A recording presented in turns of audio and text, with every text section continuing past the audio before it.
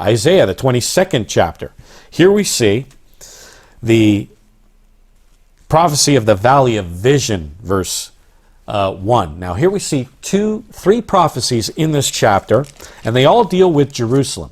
Verses 1 through 6 talks about the beast power that's going to attack Jerusalem.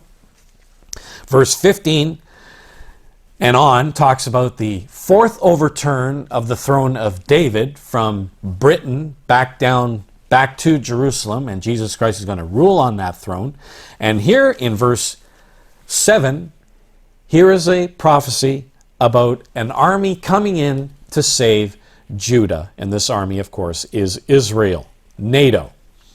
It says here, and it shall come to pass that thy choicest valleys shall be full of chariots, and the horsemen shall set themselves in array at the gate. And here we see in Daniel the 11th chapter, verse 45, he shall plant the tabernacles of his palace between the seas and in the glorious holy mountain. Here we see this army setting their armies in the choicest valleys, and it shall be full of chariots and horsemen and so on. They're setting up military bases in Israel and occupying the state of Israel. And it says, and he, this is this army, discovered the covering of Judah. Here we see the iron dome. They call it the iron dome. God says the covering of Judah. And thou didst look in that day to the armor of the house of the forest. So he's looking at their defenses. They see that their defenses are down. Their defenses are weakened. And it says, ye have seen also the breaches of the city of David, that they are many. So they've been attacked. Jerusalem has been attacked by her enemies from without. The breaches of the city of David, that they are many, and ye have gathered together the waters of the lower pool, and ye have numbered the houses of Jerusalem, and the house have ye broken down to fortify the wall. So they're rebuilding Jerusalem. They're repairing the damage that has happened because of Iran and her proxies.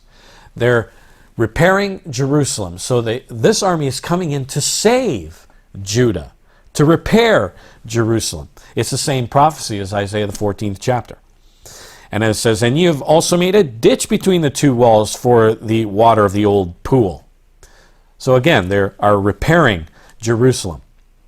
And then God says here, but ye have not looked unto the maker thereof, neither had respect unto him that fashioned it long ago. Not that they don't believe in God, but they're trusting in their military for protection, and they are not trusting in God. God speaking to the Jews. They're not trusting in God, they're trusting in the military. They are trusting in NATO's protection and not God.